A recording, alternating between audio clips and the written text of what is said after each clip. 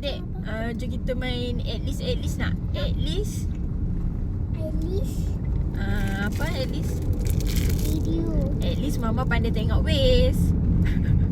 Adik pun pandai main game. Dia boleh main game apa-apa. Okey.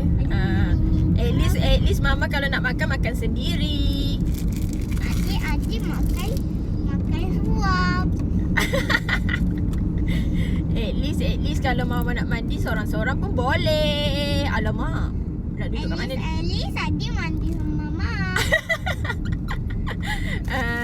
At least Mama tak shopping hari-hari. Tak beli mainan hari-hari. Dulu adik masa kecil jaga mama. Thank you sayang. Sekarang dah tak jaga ke? Jaga. Kan budak-budak lagi. Okay. At least. Apa lagi adik? At least. Ini lupa. Adiklah dulu. Okay, awak dulu. At least adik dah ada bapa baru.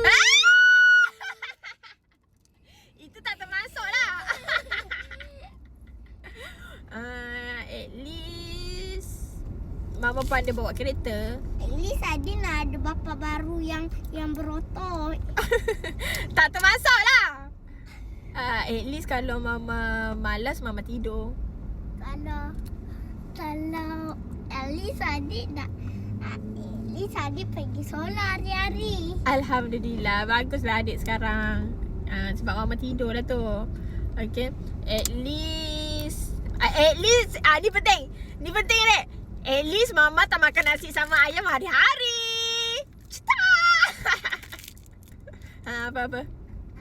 At least adik dah ada lesen sekarang. Bila masa pula basikal tu perlu lesen? Betul tak Mama duduk? Smart Tag tu sepatutnya duduk kat tepi ni lah. Kenapa dia duduk tengah-tengah?